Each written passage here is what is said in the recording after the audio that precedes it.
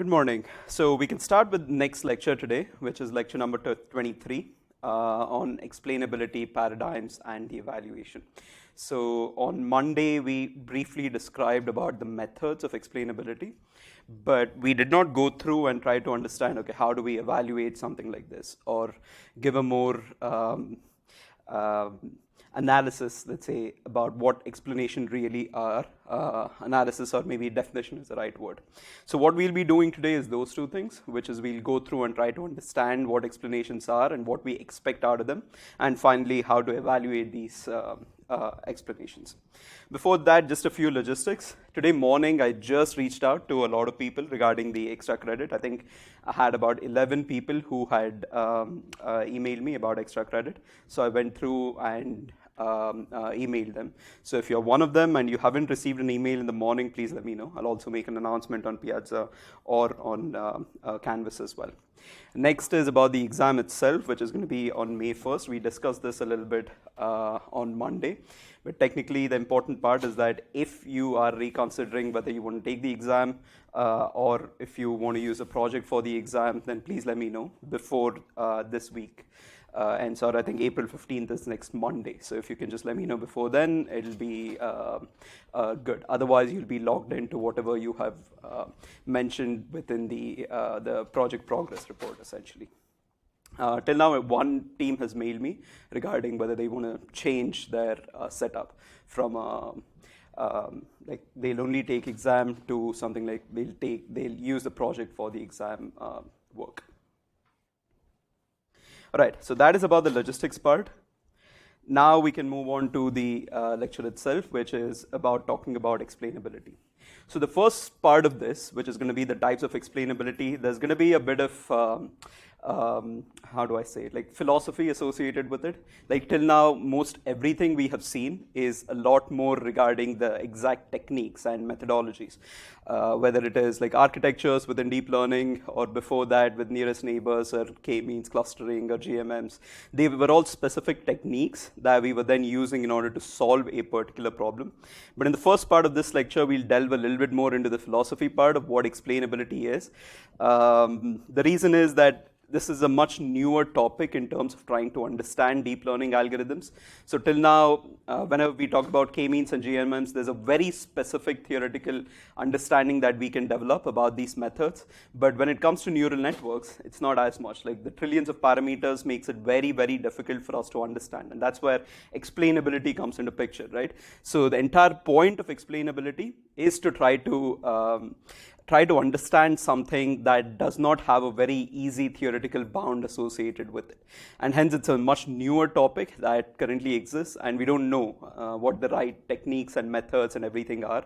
So what we'll be discussing today is trying to motivate some of these things, and because of that motivation, that usually comes via philosophy. So if you're PhD students, then you're very well aware of that portion of the the philosophy part. So in terms of trying to understand explainability and understanding explanations, there's two very important things that we consider when creating these methods. One is what constitutes an explanation, and then what makes some explanations better than the others. Again, on Monday, we just talked about the different methods that can exist in terms of explainability, but what probably is more important and what we did not discuss is what constitutes a good explanation.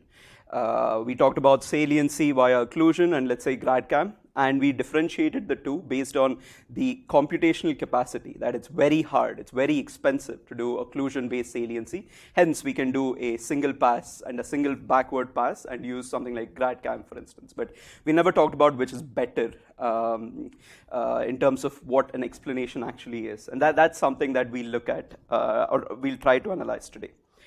So on Monday, when we said what constitutes an explanation, maybe we said visualizing weights across different layers is one way, and then we said that maybe this is not a good idea, and hence we said maybe visualizing activations in intermediate layers is a better way of trying to understand what explanations are.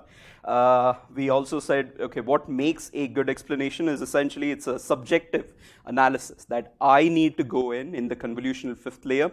I need to look at all the activations. I need to see that some of these activations are more prominent. Let's say in this case, there's this one white spot that exists. So it's a very subjective process. This is something that I would need to do and then say that this particular activation is almost always activating whenever there's a patch of wheel, for instance, right? So this is not something that can be done automatically, that I can't have like an accuracy score. We can't have like a Kaggle challenge, for instance, and say that this is the score that you should get. It's a very subjective process that we have to come up with. So if we were to summarize what we did on Monday, then this particular slide would encompass it essentially. We talked about what constitutes an explanation as just different techniques, but never really delved into, okay, what exactly is the philosophy behind these explanations and what makes some explanations better than others. Maybe we talked quite about like the subjectivity of these explanations and the computationally less expensive part. The computationally less expensive part. So it was more of an understanding from a computational perspective rather than talking about what explanations generally are. So these, in fact, are the things that we'll be discussing today, which is the types of explanations and how we would evaluate these kind of explanations. So within the types of explanations, when we looked at this, technically what we saw was two different kinds of explanations. So in the next few slides we'll go through what these are. The first few were one type and the second few were another type of explanations. The first few types are something called indirect explanations. So anytime we talked about visualizing the weights, we talked about maximally activated patches. We talked about activation visualizations, dimensionality reduction, or nearest neighbors. We were in fact talking about something called indirect explanations. Okay, so what are indirect explanations? Like a very simple statement that I can make about the definition of indirect explanation is something like this. These explanations, they visually analyze network parameters and features and indirectly explain the output. So let's just look through the first sentence. They visually analyze the network parameters and features. By network parameters, we mean, of course, the learnable parameters, which are the weights and biases, and the features generally refer to the activations. So anytime we are trying to visualize these network parameters or features or activations, we are technically trying to interpret these neural networks based on what the network has built up, based on the parameters themselves or the features. So let's take that one sentence and look at the previous slide. So in summary, when we did visualize the weights, we were trying to visualize the network parameters. When we were trying to see what the maximally activated patches are, we were trying to look at the features themselves. What features are activated within this framework? Same thing with the activations, visualizing activations. And in terms of dimensionality reduction and nearest neighbor, it was a very similar process, right? So we went through and tried to understand what the features themselves look like in the final layer, in the final fully connected layer, what they look like. So essentially all of them are indirect explanations where our goal was to look through and try to find some kind of an analysis framework that we can use to understand or explain these decisions. The important part is the second sentence in terms of how we can differentiate it from the future types of explanations that we'll discuss. So these kind of indirect explanations, they require network knowledge from the humans interpreting the explanations. Right? So if you are an engineer, if you are a researcher who has good knowledge about these networks, then you can know exactly what I mean by visualizing the weights. You'll know exactly what I mean by visualizing activations, nearest neighbors, dimensionality reductions, and these kind of stuff, right? But think of a real life use case scenario. So if you were a physician, a doctor essentially, who was trying to do some kind of an operation, a surgery, and you're relying on these AI algorithms to show you, to explain some kind of a decision. Let's say an AI makes a diagnosis of a positive or negative, let's say for cancer detection. So unless you as a physician know these definitions of what weights are, activations, dimensionality reduction, you won't be able to explain these methodologies, right? You need a very, very nice understanding of what a very, I would say, an engineering/research way of trying to understand these networks in order to actually explain indirectly. Hence, that's why we say that we require network knowledge from the humans interpreting these explanations. Again, humans is a very broad terminology, but any kind of a specialized people who need an analysis or an understanding or explainability essentially cannot use these indirect explanations because they do not have the requisite knowledge about the networks that's actually doing the decision process. Hopefully this will become clearer when we talk about the next part, which is direct explainability. So again, all the previous things were indirect explainability. As I mentioned in this slide, we have seen two types of explainability on Monday. The first one here, we'll call this as indirect explainability right now. The last two that we saw was more of a direct explainability. So these are the two methods that we saw in terms of a direct explainability. Okay, so what is direct explainability? Well, we saw these two things, right? One is occlusion. So we decided that we'll occlude different parts. So we'll put some kind of a patch, let's say a gray patch in this spot. We'll pass the elephant image through it and we'll see what the output, the probability output is going to be. And we'll note down that probability in terms of this heat map. What we saw essentially was that when this kind of a patch was on top of the elephant here, then the probability decreased by quite a lot. Your probability that started off with something like 0.9 here became like 0.45 or something at this particular spot, which told you that this region here is very important for the network to classify this elephant's image as an elephant, right? So essentially what we are seeing here in this feature map, in this heat map, is a pixel-wise correspondence. So anybody who knows how to interpret an image or interpret what a heat map is will be able to understand or explain the decision of a neural network. Same thing at the bottom here as well. This is via GradCam. So saliency via feature importance, or I don't know if this was GradCam or simple vanilla backpropagation, but some kind of a gradient-based method. So in this gradient-based method, we backpropagated until the very beginning, which is the input space, and I was able to visualize my gradients, and this is what it essentially looked like in this case. And again, so if I was to ask you some kind of a question, why is this a dog? And you're highlighting these regions, then that tells me that the network knows what it's doing because it's basically highlighting that portion within the image. It's not doing anything with the background, it's just showing the object, which is the most important portion. So that's how you would define something like a direct explanation. So direct explanations highlight all regions in an image that lead to a particular decision. So the first part is pretty straightforward. It's just a simple visualization of regions or pixels within the image that lead to a decision. So no network knowledge is required from the humans interpreting these explanations, right? So I don't need to visualize the weights, activations, anything. I just have to create this kind of a heat map. This basically means that the human beings who are looking at this and trying to understand how a neural network is working, they really don't need access to the network itself or any kind of its parameters. They don't need to know the definition of weights, the definition of activations for them to understand what the output is and understand the explainability aspects of these algorithms. So that's what the second sentence here means. Last sentence is no knowledge about the classes or data is required as well.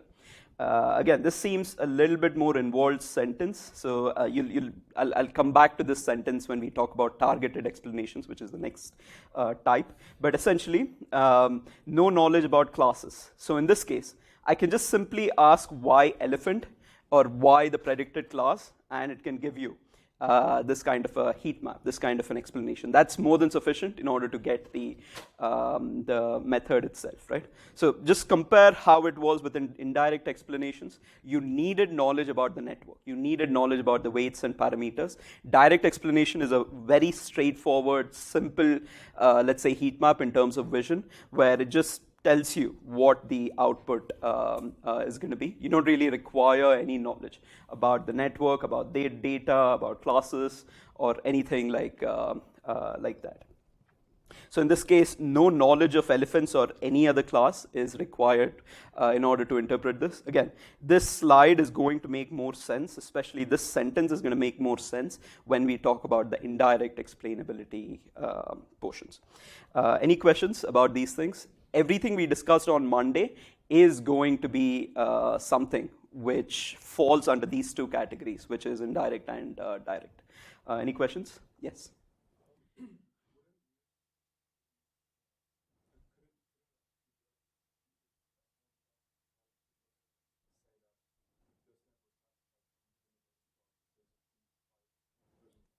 So nearest neighbors, what we studied in the beginning of this class, yes, you're absolutely right. It would be more of a direct explanation.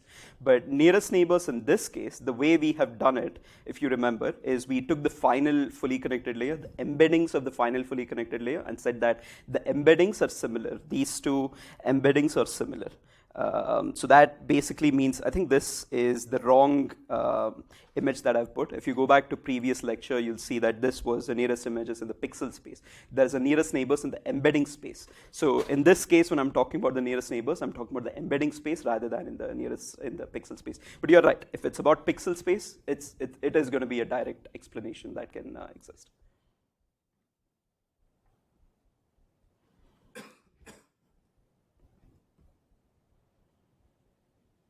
All right, now let's move on to the next type, which is the targeted explanation. So we did not discuss about, actually we did discuss a small portion of this last time, but never in this particular context. So let's say I have a trained neural network. Again, explainability is usually done in something called a post hoc fashion. What I mean by post hoc is after a particular decision is made. So this is a common terminology that you'll see if you start studying any kind of an explainability literature. Post hoc is something that you'll see. That essentially means that a network has been completely trained. You have a couple of images at inference, and you're passing those through the network. You get a certain decision. After you get the decision, you're asking the question. You're asking the network to explain itself, essentially. And that's why we call it a post hoc set of techniques or methodologies. That's usually what we mean when we talk about these kind of explainability techniques. There's another class of interpretability techniques that can be post hoc or pre hoc. So even during the training portion of it, there's a, you've already looked at how learning rates essentially change across different epochs. So because of that particular knowledge, you can design your training methodology to include that knowledge. So those will be pre-hoc. Those are more interpretability methods. What we are discussing is more these kind of post-hoc methods of explainability. So in this case, I have this image. I pass it through the network. I get the output that it is a spoonbill. And our goal right now is to try to understand why spoonbill was asked. So let me go through a little bit of a motivation in types of what these targeted explanations are. Let's say you're a kid. You have no understanding of what a spoonbill image or a spoonbill bird is. You pass the spoonbill through a neural network, and the kid is going to ask why spoonbill. So let's start thinking of explanations in terms of questions. If the question is going to be why spoonbill, then the heat map might be something like this, which is that the red regions and the yellow regions are let's say the reasons why spoonbill exists versus blue regions. So the blue regions are all there on the water here, while what you see in the middle is red region, and the yellow and the green are a little bit less than that, right? So this is the definition of usually what a heat map looks like. So the pink and round body and straight beak are the reasons why this network is telling that the given image is that of a spoonbill.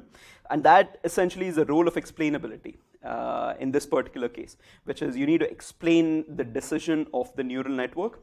So again, this is a direct explanation. The kid has no understanding of what a spoonbill is. It's expecting the network to tell him or her essentially if the image belongs to a particular class of birds, which in this case is going to be a spoonbill, right? So let's start thinking of this as a direct explanation. But let's say that the person who's asking the question has some kind of knowledge about birds in general. So let's say there's an ornithologist who's going to ask the same question, but instead of directly asking spoonbill, the question is more like why spoonbill rather than flamingo. So this portion here is important. This part of the question that have added to the previous question. Instead of just saying why spoonbill, it's why spoonbill rather than flamingo. And the answer is pretty straightforward. if you know what a spoonbill is, if you know what a flamingo is, then there are a couple of differences between them visually. One of the most important is the shape of the neck. Usually the flamingo has some kind of an S-shaped neck compared to a spoonbill, which is a smaller and more straighter neck. And so your network is highlighting that portion of the image, saying that, okay, it's a spoonbill because of the fact that there's a lack of S-shaped neck, essentially. That's one reason. There's another reason, which is the legs themselves. There's a difference in the legs as well between what a flamingo and spoonbill is, essentially. So as a person who has very good knowledge about the data and the classes, the ornithologist is going to say that, okay, the network knows about the difference in the neck, but it does not know the difference yet within the legs. So basically what you're trying to do now is assess your network, right? So your role of explainability is not just about explaining the decision, it's also about assessing whether a network has learned correctly or incorrectly. And this is possible because you have added this part of the question, which is why spoonbill rather than a flamingo, which is an additional context that you have given within your question framework itself. You can ask more questions, why spoonbill rather than a fox, essentially. Every part of the image is different. Your legs, your body, your beak, your neck, everything is different. And that basically helps you garner some kind of a trust within your network itself, right? So this is what we mean by targeted explanation, and the difference between a direct explanation and targeted explanation is in this last sentence over here. It might be, again, I started off the class by saying there's a little bit of philosophy involved. There's a very, very small difference between the two things, but it's very important in trying to understand the differences here. So knowledge about the classes or data is required by the human seeking explanations. The ornithologist needs to know what the difference is between the spoonbill and flamingo. Only because they know the difference, they can ask the question. Otherwise, the question can be why spoonbill rather than, let's say, a car? Why spoonbill rather than a chair? Why spoonbill rather than a chair?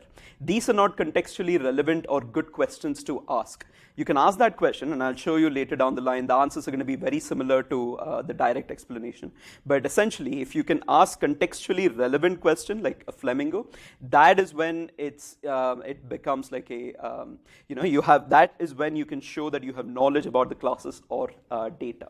If I go back to the direct explanations, no knowledge about the classes or data is required, while in targeted explanations, you need to have some knowledge about the data or classes in order to ask these contextually relevant and important questions. So that is the main difference between targeted explanations and direct explanations.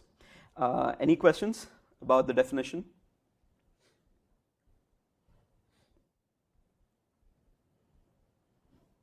All right. If not, then the way we can start thinking about these explanations is as questions. So we can ask why spoonbill, or in other words, we can ask why P. This will show you some kind of observed correlations. You can ask what if, which is going to show you observed counterfactuals. And then you can ask why P rather than Q, which is observed contrastive. So why spoonbill rather than a fox, or why spoonbill rather than a flamingo were these kind of contrastive questions or observed contrastive questions that you can ask. And these direct why spoonbill questions were observed correlation explanations.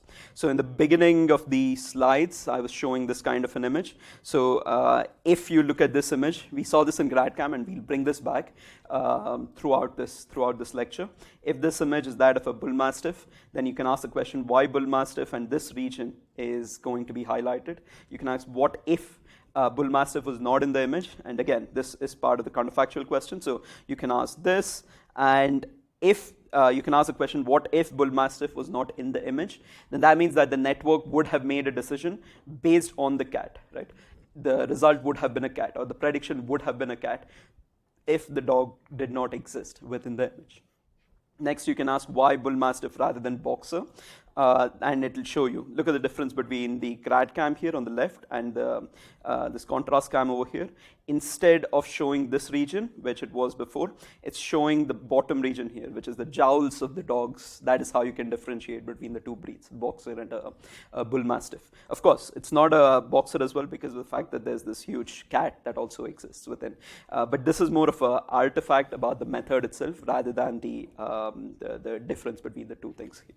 Right? So, in other words, what I'm trying to say here is that targeted explanations, you should start thinking of them as some kind of overarching questions that you can ask, and the explainability methods, the explanations must answer these kind of questions. It can be why P, what if, why P rather than Q. And these are not just questions that are, colloquial. These are not just natural language processing questions that we are talking about. All these questions come from something called abductive reasoning. So there's different kinds of reasoning: deductive, inductive, and abductive. All neural networks, generally, the way we view them as inductive framework, which is we make a huge amount of training, we train the networks, and finally that means that you have, if you remember your high school math, induction is essentially that it works for number 1, it works for a number P, and during inference you're using P plus 1. So you're just generalizing that particular framework. But these kind of post hoc methodologies are more abductive reasoning. But of course, this is not required from the perspective of the course. But if you are interested in more philosophical discussions of it, this is all explanations are essentially what are come within the purview of something called abductive reasoning rather than the inductive reasoning, which neural networks generally go through.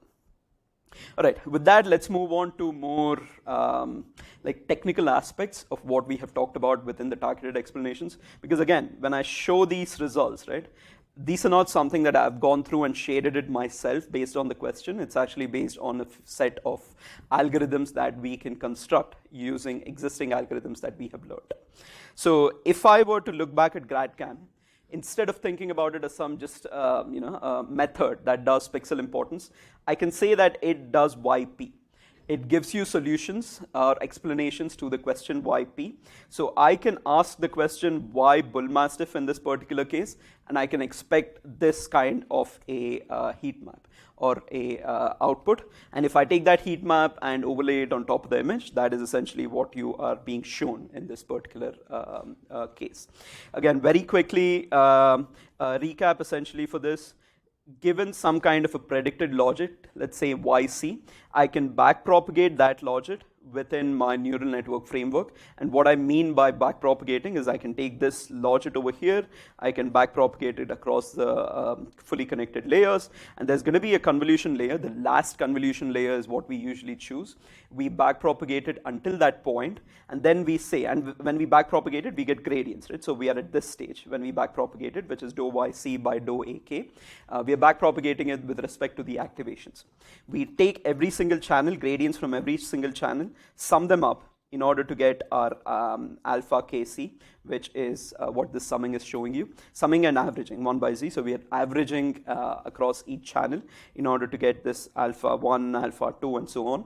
And once we have access to these weights, we just multiply them. So alpha 1 is multiplied by the first one, alpha 2 is multiplies the second channel in your activations, and so on. Once you get the linear combination, which is alpha K into AK, which is essentially this multiplication and then summing up, you just pass it through a ReLU, which is, it just makes everything makes everything negative as 0, and you get back the GradCam output. Of course, you need to make it go back into the original input space. So in ResNet, your GradCam output here is going to be 7 cross 7. In VGG16, I think it's going to be like 14 cross 14. You need to blow it back up to 224 cross 224 to overlay it on the image. And this is essentially what you're going to see. This is the basic framework of a GradCam explanation technique that we saw last time. Now, this essentially was Y predicted class, right? That is Y prediction was what we had seen, kind of a direct explanation.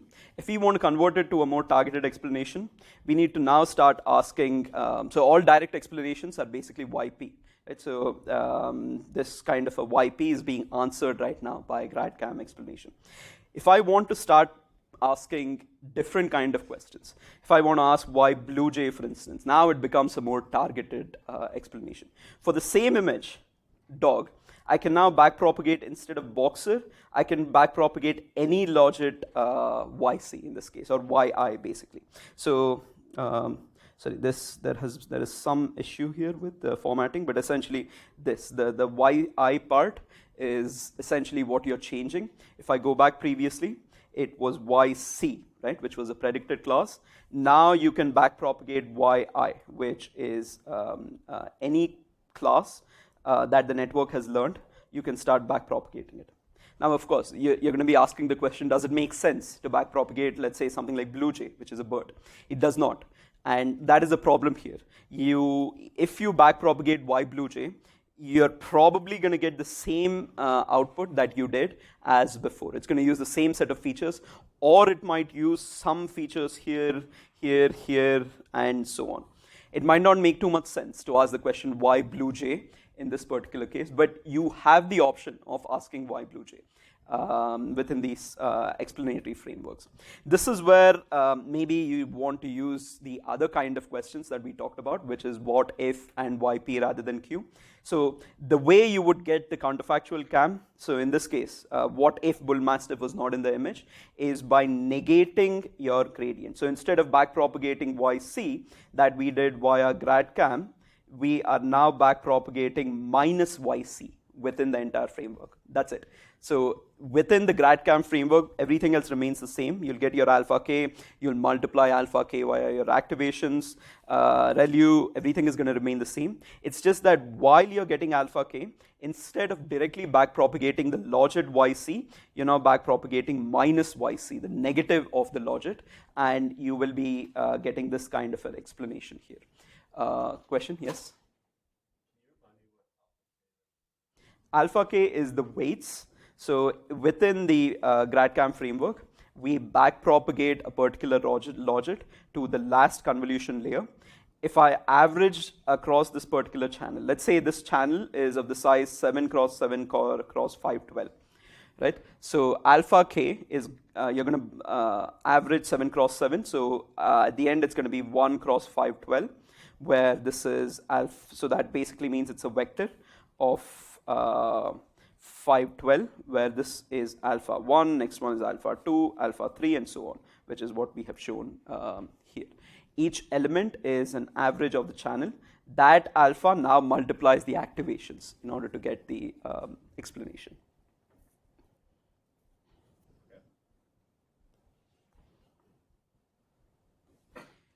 All right, so in counterfactual cam, the only difference is that you're backpropagating the negation, which is the minus of your yc in order to get your output.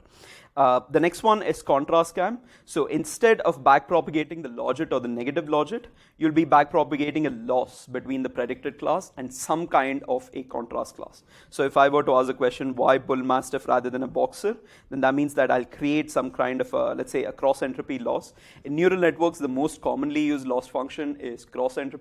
Under very strict conditions, cross entropy is equal to MSE, but it's a more lenient loss function that we can use within like very deep networks. Cross entropy is mostly used in this case. It's very similar to the negative log likelihood, in fact. The negative log likelihood plus something is, in fact, cross entropy. So we have cross entropy between our predicted class, let's say, which is going to be bull mastiff, and then some kind of a contrast class that we can choose, which is going to be a boxer.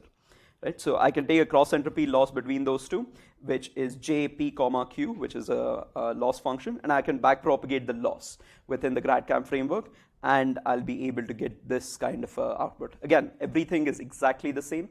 You have the same GradCam framework. It's just what we are backpropagating is different. And that's why this is more of a targeted question.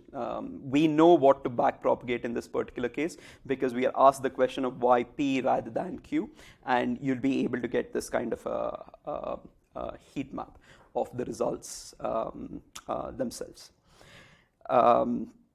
Any question regarding counterfactual and contrast cam?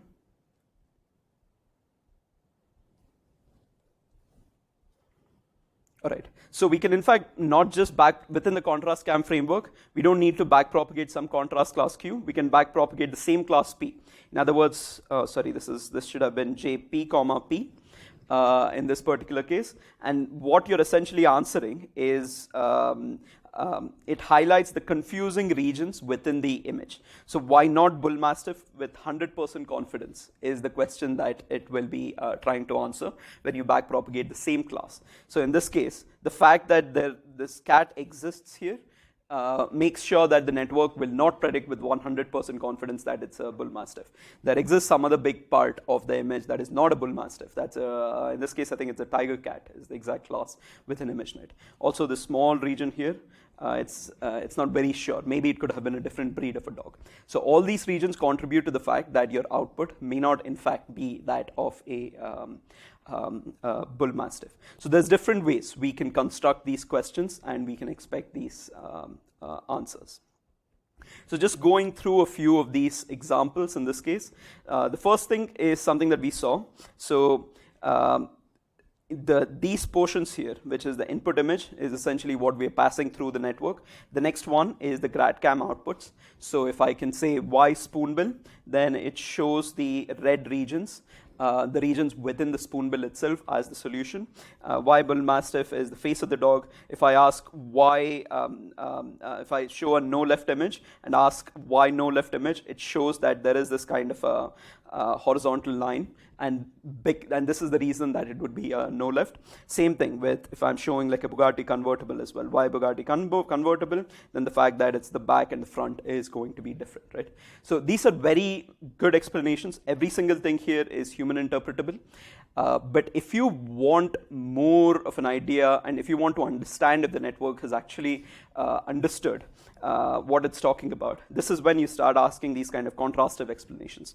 So why spoonbill rather than flamingo? Again, something understandable. Boxer, it's the jowls. If you're looking at why no left rather than no right sign, then the fact that this region does not exist is being shown here, that it was expecting some kind of a region at the bottom left. It's not seeing at that portion. Hence, it is not a no right sign. It's a no left sign and not a no right sign. If I were asking why convertible rather than a coupe, then because the top does not exist. A coupe has a top while a convertible does not have it, and it's showing this regions over here along with other parts of the car as well. So hopefully this is very understandable. So everything within this region to this region here is very understandable, or in other words, I'm saying that it is human interpretable by all of us. Here as well, if I were asking the question why spoonbill rather than pig, then every single part of this image is going to be highlighted, because most parts of the bird are different from the original question here, which is that of a pig. So again, all of these are very much human interpretable. But there are some where the contrast questions, so why bull mastiff rather than blue jay, for instance, is going to remain exactly the same as GradCam. We saw this before, right? We said that it doesn't make sense to ask the question of why blue jay, but it makes sense to ask the question why bull mastiff rather than blue jay. A network does not need to change anything, or it does not need any other reason to say that it's not a blue jay. So if I were to compare this against why spoonbill rather than flamingo, if I ask why flamingo, it will highlight this region again. It makes sense that if I were to ask a more contextual question, why spoonbill rather than flamingo, then this region is going to be highlighted, right? So it's not explanations by themselves are not like very simple standard questions. They need this kind of a human interactivity, where you need to ask these other kind of questions, why spoonbill rather than flamingo? And in some cases, it makes sense that the original explanation does not change. Why bull mastiff rather than blue jay? The same regions of the image that told it that it's a face of a dog, that it's a dog, will be used for why it's not a blue jay, right? So this face of the dog is perfectly a valid explanation for asking and answering why bull mastiff rather than blue jay. Same thing here as well. Why Bugatti rather than Audi A6? If you look at this looks very, very similar to why Bugatti convertible, because every part of the image in this case is different. For why convertible rather than coupe, you needed a very fine-grained explanation regarding the top of the car. But when it comes to the entire, why Bugatti rather than Audi A6, every part of this Bugatti convertible is different than Audi A6. Hence, this is kind of similar to the original question of why Bugatti convertible. So this is same as GradCam, which is perfectly fine. There are some other kind of explanations here which are non-human interpretable. So to start with, or maybe it is human interpretable, but it requires a little bit of more thought, essentially. So if you look at this, why this is the image of a no left sign, why no left, shows this kind of a nice explanation, and you might be happy and satisfied with it. But if you ask a question of why no left rather than stop, which is here on the right hand side, you'll see that if you were asking this question to me, I would tell you that the reason it's not a stop sign is because you would have expected an STOP in the middle of the sign, the letters STOP. So essentially the heap map should have focused on the fact that STOP does not exist, which was similar to what was there in the why no left rather than no right, right? So you were expecting to see this kind of an arrow thing at the bottom here. Since that does not exist, it's not a no right sign. So in this case, I was expecting an STOP, and I would have expected the heat map to be somewhere in the center, but the heat map is somewhere to the bottom left. On initial inspection, you might say that, okay, this does not make sense, that the way the network is answering the question of why no left rather than stop is not good. This is not how it's supposed to do it. With respect to this contrast cam. But this actually requires a little bit of more thought put into it. If you look at the data set that the network was actually trained on, it was basically on some simple stop signs. Sorry, not stop signs, but all traffic signs, essentially. So that means that there were about, I think, 14 different traffic signs the network was trained on. And what you notice is that there's only one sign which has this kind of octagonal shape with the bottom left having a straight edge. In no other case within the traffic signs that it has learnt on has there been another instance of this bottom left edge, essentially, because of this octagonal shape, right? So what this means is that a network does not need to know anything else apart from the fact that there's no bottom left edge in order to say it's not a stop sign. It really does not need to know the fact that STOP needs to exist. All it needs is that the bottom left edge should not exist. If that is the case, then it's not a stop sign. If there was a bottom left edge that exists, then that is also sufficient, essentially, to state that it is a stop sign. Right? So only a traffic sign with a straight bottom left edge, enough to say not stop sign. So this goes back to the original definitions or role of explainability that we were discussing. If just by looking at GradCam, it's sufficient for us to say that this might be a good network because it's showing us exactly what we were expecting. But then if you start asking more questions, more contextually relevant questions, then you have become the ornithologist. So you're saying that, okay, it knows a few things, but it might not know a few other things in this case. You're trying to assess how good your network is based on your understanding of data. Right? So you need to have a knowledge and understanding of this particular part about the data and classes to actually ask these kind of targeted questions. You don't need to know the definition, like weights, activations, but you need to know that this is what the data implies and this is what the classes look like, essentially, to ask and try to understand these targeted questions. Any questions before we move on to the next part, which is the evaluation of these explanations? Yes.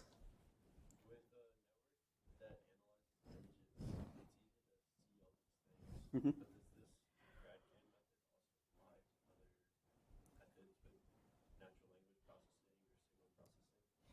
Yes, natural language processing, it has its own methods of explainability. So GradCam does exist, but it's not called GradCam. GradCam, the CAM is class activation map. So there are class activation maps that exist within natural language processing as well, where essentially you're highlighting the regions within the input sequence. So if you remember last 2 weeks back, or last week on Wednesday, I had this thing where the question was how many people are wearing, let's say, a green shirt, for instance. And when the answer, the sequence was 8, the highlight, the GradCam or some class activation map would have highlighted wearing green, for instance. And when it's people, it would have highlighted something else. So class activations maps exist for natural language processing as well, but they're not called that. In some cases, the methods themselves, the LLMs or large language models themselves explain the decision, but we're not very interested in that because in most cases what we are seeing in the last, let's say, year since OpenAI came out with ChatGPT is that they hallucinate quite a bit, which implies that they make certain statements with 100% confidence, that they're very confident about their answers, but they're actually incorrect. So we don't rely on LLMs to give the solutions. We use these kind of indirect, direct methodologies to coax out certain other kind of explanations. In LLMs, for instance, direct explanations are the answers that the LLMs give us, while indirect explanations are looking at the weights, while targeted explanations are looking at these particular, let's say, sequences or instances within either the prompts or the outputs to say what the results are. It's not called the same, but they exist for LLMs as well.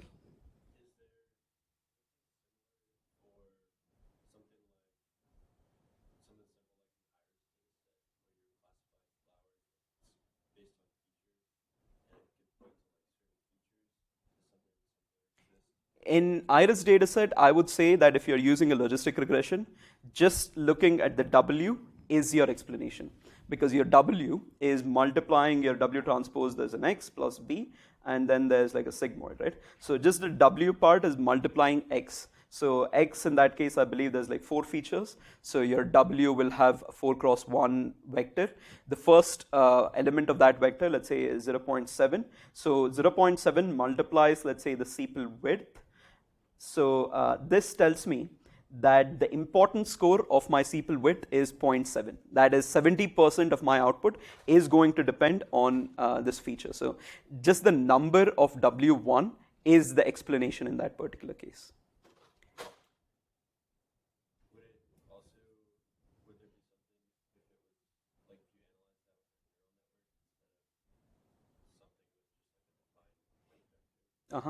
In that case also, it depends on the number of layers, right? If I'm using a single layer, it's still W transpose X plus B, and you'll have some non-linearity, either a sigmoid or something. So you'll still be doing the exact same thing. All these methods come into picture when you have these 100 different layers. And we cannot try to understand what is happening by looking at the first layer or just the weights or things like that. So our first goal should still be, if I go back to the summary, our first goal should still be about visualizing across different layers the first layer. So visualizing weights, or not visualizing, maybe analyzing weights in the first layer should be our first intuition. It should be the first thing that we do. If we cannot understand because there's like 100 different layers, then we move on to intermediate layers. Then we move on to the final layer, and so on. So even in Iris, we still need to look at, or we should look at the first layer to try to get some kind of an explanation.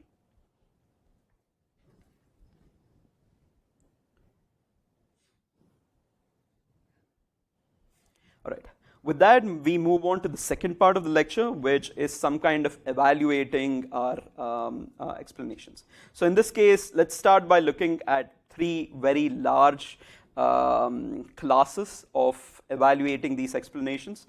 There's human evaluation, there's application evaluation, and network evaluation. But we won't see more of a lot of network evaluation. We'll concentrate more on the first 2 things, which is the human and the application evaluation. In human evaluation, we directly evaluate explanations. That is, I'm going to show you what a guided backpropagation looks like. I'm going to show you what GradCam looks like. And I'm going to ask you to pick between them. Which is a better solution for, which is a better explanation for the given decision? Is it guided backpropagation or is it GradCam? And based on the choices you make across different examples and images, then I'm going to conclude whether guided backpropagation is better or GradCam is better. The application evaluation is, I'm going to start finding applications that exist where human beings have already looked at the data beforehand and kind of made some kind of a decision. But during evaluating explanations, I'm not going to ask you directly which is better, whether one is better than the other.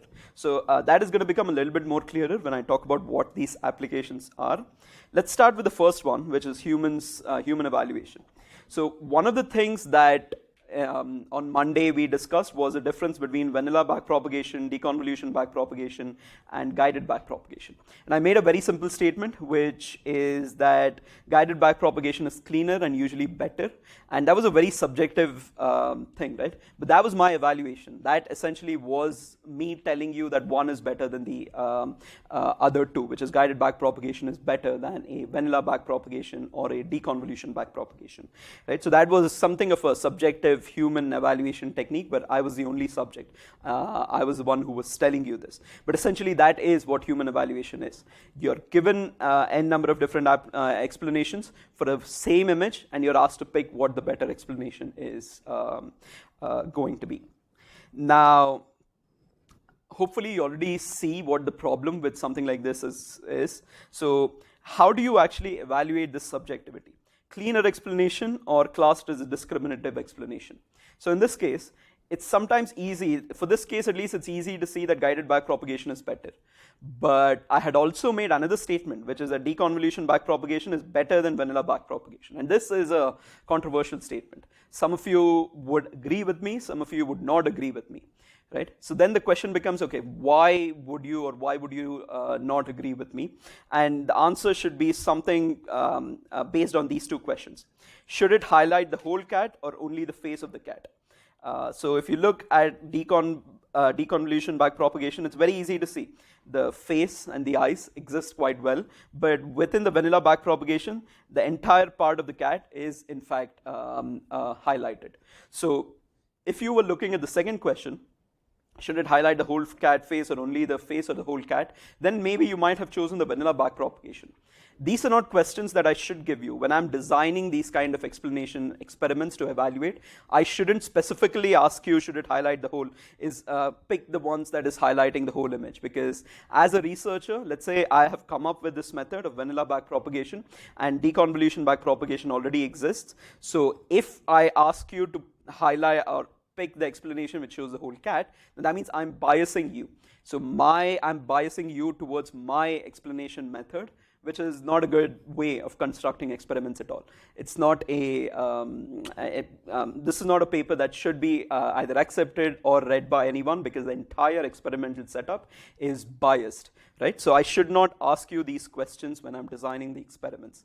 But these are the kind of questions you would have asked yourself in order to answer which explanation is better.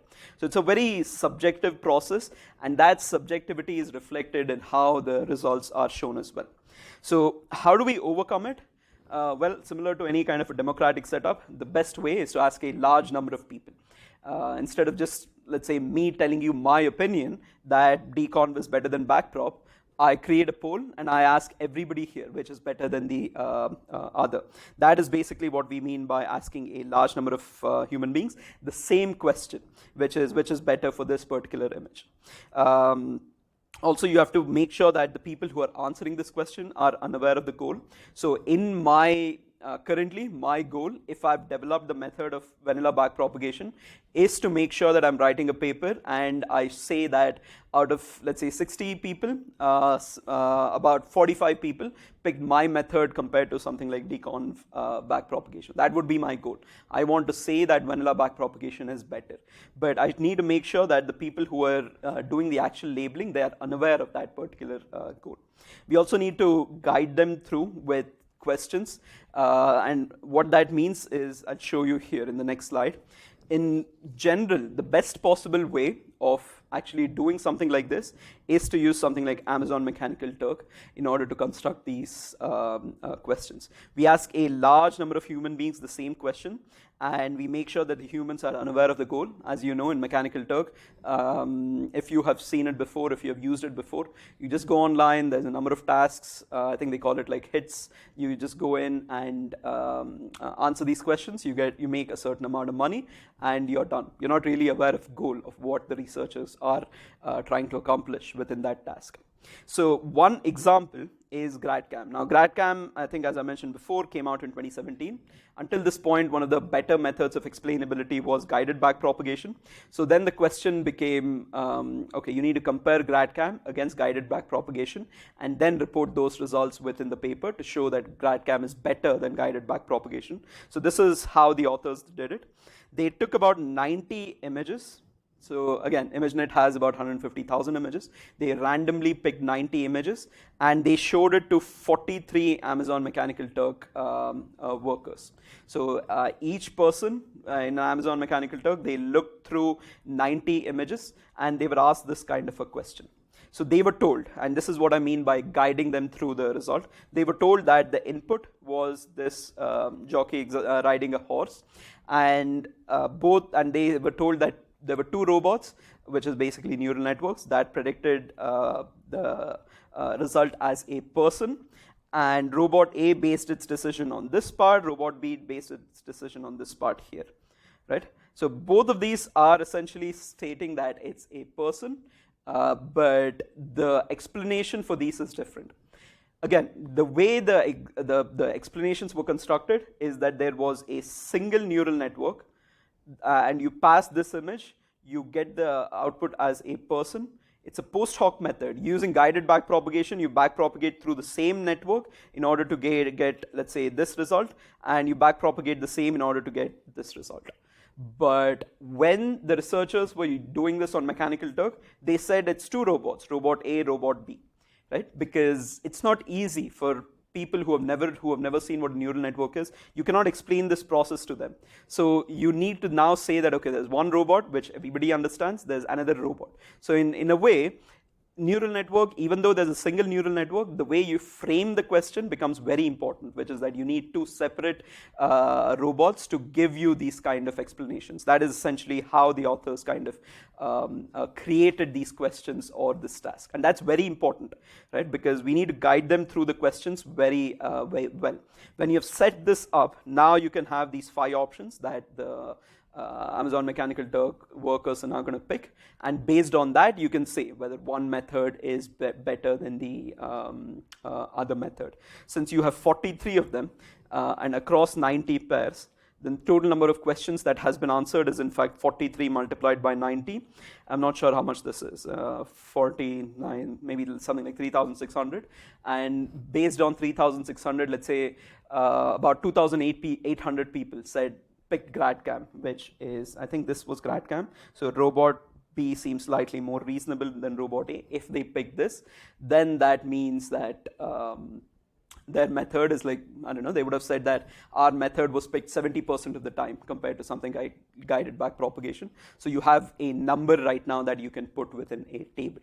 So this is how you take a very subjective human evaluation framework and convert it into tables, which is essentially what we see within these research papers. Any questions about human evaluation? Even the prompts that you were doing in the first phase 1.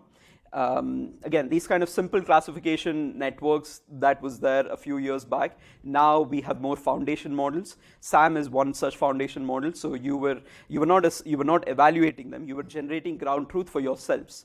Right? So one person in a group, there were 3 people, all 3 of them did different prompts, and yet they were getting similar results. And now you're trying to analyze it and trying to come up with, okay, what the differences are and so on. So you can construct these kind of questions and analyze between the different students and try to come up with some kind of tables as well. That's a perfectly acceptable and a very nice project report essentially regarding something like human-computer interaction. That could be very, very good.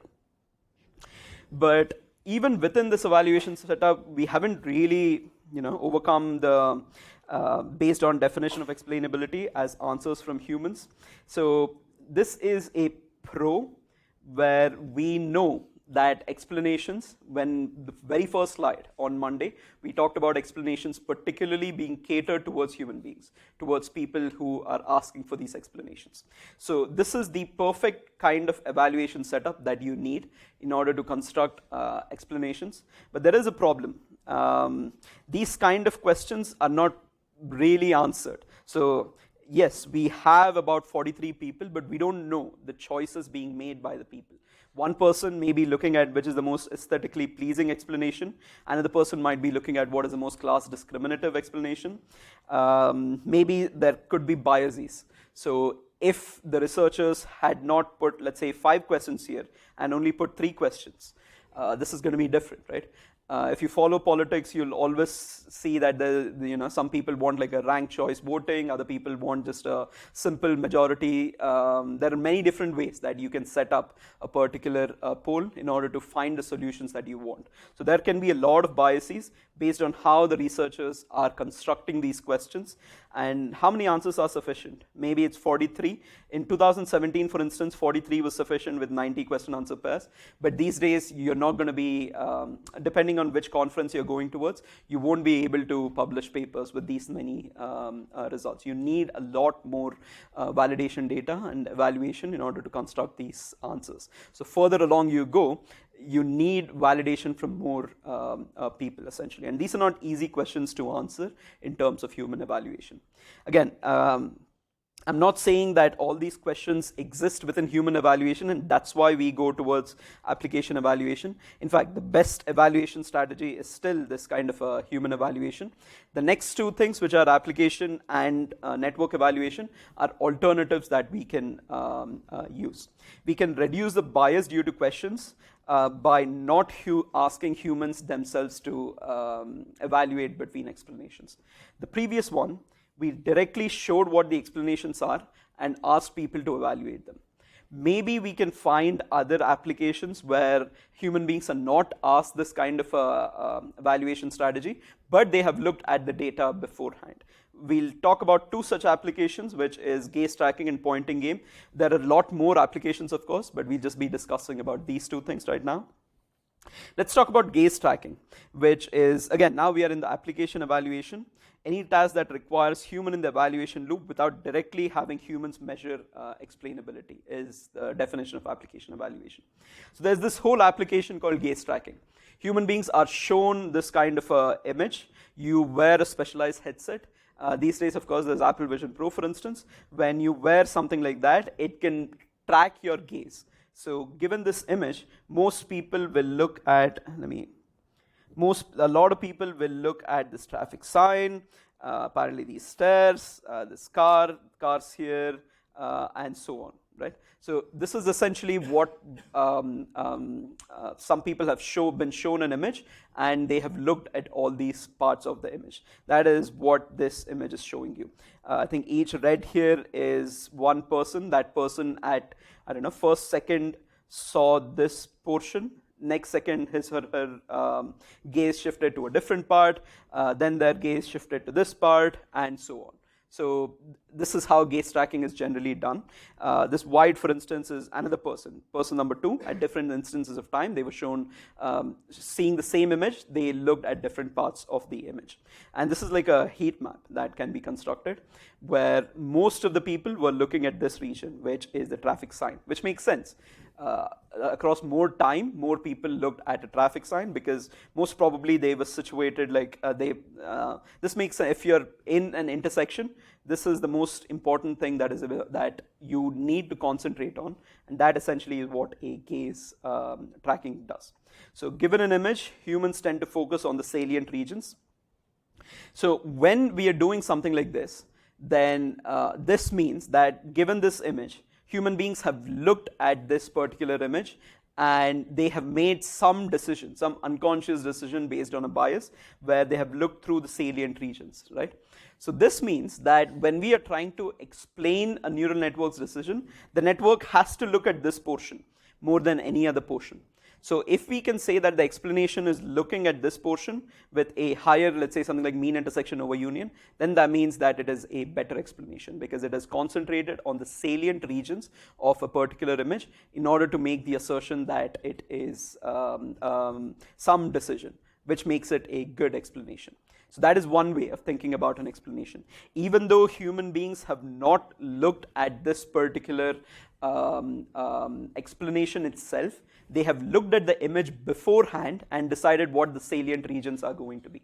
Hence, in a post hoc fashion, a network has to look at the same region in order to make the decision, right? So you have front-loaded this human evaluation in the beginning portion rather than at the end stage. And why this is helping you is that you're reducing that bias at the very end. You don't know if people are looking for class discriminative or aesthetically pleasing when you are showing them two different explanations, right? And sometimes This bias can be helped by front-loading the viewing these images via human beings. So then you can construct something like GradCam, guided back propagation, and then say that GradCam looks something like this, guided back propagation looks like something else, and maybe the intersection over union. So in this case, I think correlation coefficient and NSS. There's different methods, techniques, basically, where you're evaluating your explanation against the ground truth saliency. So in this case, I think this is the input image. This is the ground truth. So ideally, you want your explanation to be looking at this portion, this portion. I don't know if this is visible, but this is a giraffe over here. So it's showcasing the giraffe. So ideally, you want all your explanation methods to be on top of this giraffe. So on this thing. So in your segmentation, for instance, you'll do a mean intersection over union between these two things, and you're going to say that it is a better explanation. Question?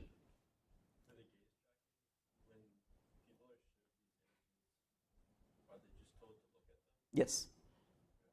So in these cases, it's pretty straightforward. When you have these kind of, there's a lot of neuroscience analysis related to it, but given a particular image, most people look at the most salient regions, and the definition of that saliency is based on some kind of presence or absence of an object. In this case, the giraffe being here is the most salient part.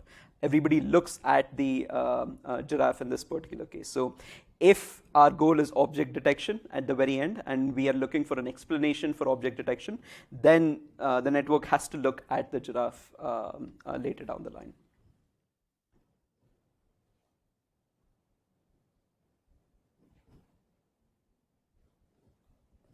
Something similar happens in another application called pointing game. Here instead of, so a big problem with gaze tracking is that you need those gaze trackers. Again, Apple Vision Pro is one such thing, $3,000 or something like that. Very good gaze trackers that people use in order to construct these experiments is in fact even more expensive. Recently in our lab, we bought something which was like $6,000 for a good gaze tracking. It's something that needs to work across different lighting conditions, like when you switch off the light and switch on the light, it should still be able to track your eyes and so on. So it's a very, very expensive equipment that is not always a good idea to rely on to explain your neural network. So maybe there are different ways of simulating this gaze tracking, and that is basically pointing game, which is a very common way of trying to simulate your gaze tracking. And this also gives you an added benefit of actually asking contextual and relevant questions. So the previous one was basically evaluating direct explanations, right? You're not given, you're just shown an image and you're asking people to look at it, but you cannot ask the question why spoonbill rather than flamingo in that particular case to see what the explanation is going to be. The explanation will always have to answer why spoonbill, because you're not asking questions within gaze tracking, you're just shown the image. But in pointing game, we can start asking questions. You can give an image that is totally blurred, and you can ask the question, how many players are visible in the image? What people need to do then is de-blur the image in this region. So they're given this kind of a software where they're shown a completely blurry image, and they are asked, then they're given something like a tool where you can take this and erase these regions which would de-blur them. And they'll see where the human beings are actually doing this de-blurring part. So in this particular case, the answer is 3. So some person who's gone and de-blurred those regions had de-blurred this part, and this is sufficient to say that there are 3 people within the image, right? So given a blurry image and a question, humans are asked to sharpen the regions in the image that leads to their decision. So that means that the explanation for this question are these regions within the image. This should be essentially our outputs from our explanation. Right? So based on this, now you can reconstruct heat maps, which is going to be our ground truth of our explanations. And then given something like GradCam, you can again do an MIOU or NSS or correlation coefficient, any kind of metrics that might exist within segmentation or these kind of explanations to in fact say that it's a good explanation or a bad explanation. In this case, what color is the hydrant? You basically deblur this region or sharpen this region. What color are the animal's eyes? This is where the human attention is. What is covering the window, which is the blind? So you basically deblur these regions, and all these regions are the actual explanations for this kind of a question, right? So the good thing about this kind of a pointing game is that you are now asking some kind of targeted question, which we did not have before. While we were doing gaze tracking, we were just tracking the true salient regions that exist within the images without any questions at all. It, of course, requires this kind of a very expensive equipment, and sometimes what happens is that it may lead to spurious noise and center bias, specifically center bias. Something that is known within the neuroscience community is that whenever we look at a new image or some kind of a new visual scene, we always focus on the center. So almost all the time, there is going to be some people who are always looking at the center, which adds this kind of a center bias within the framework. And unfortunately, within gaze tracking, there's no targeted answers or explanations that we can find. This is exactly kind of a thing that can be explained in pointing game. So targeted answers and explanations can be obtained based on these kind of targeted questions. It does not require any specialized equipment, and it can be performed on something like Amazon Mechanical Turk or any kind of software that you can design. We can construct this kind of a pointing game over there. So clean results, since people are asked to sharpen from an already blurred image. So there's usually an already blurred image, and the goal is now to deblur the smallest amount of region in order to answer the particular question. So most people don't want to spend time on answering the question that they know the answer to. So basically that means that they'll take the smallest amount of time, smallest amount of deblurring, and then answer a particular question. If it's correct, then that means that it's sufficient amount of blurring has happened. The only issue with this is that it introduces some kind of bias in the viewer.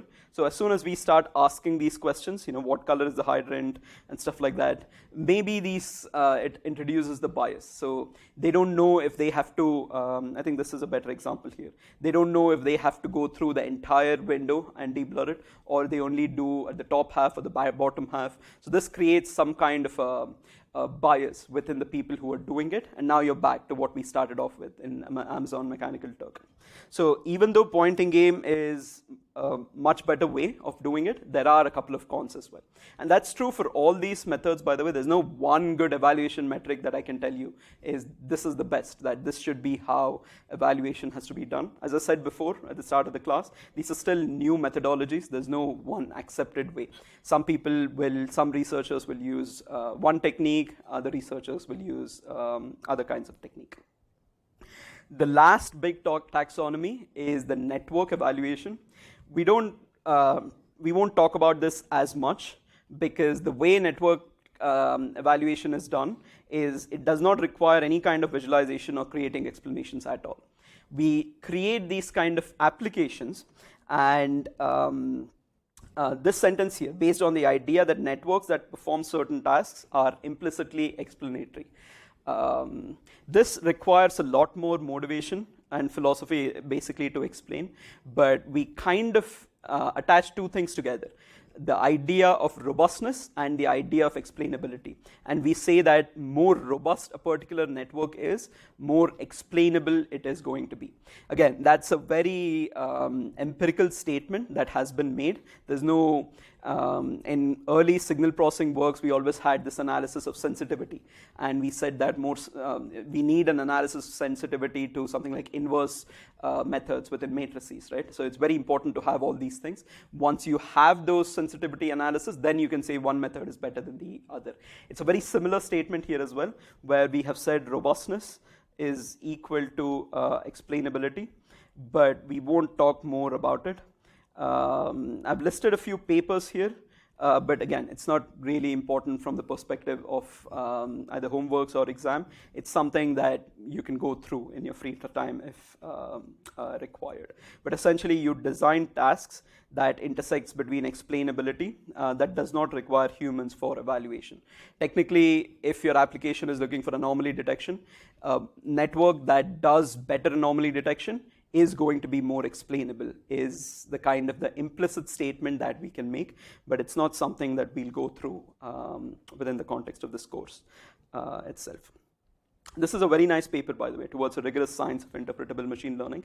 It's a very nice paper that tries to explain the different taxonomies and specifically about network evaluation. But that's it for today's lecture. I'll see you on Monday.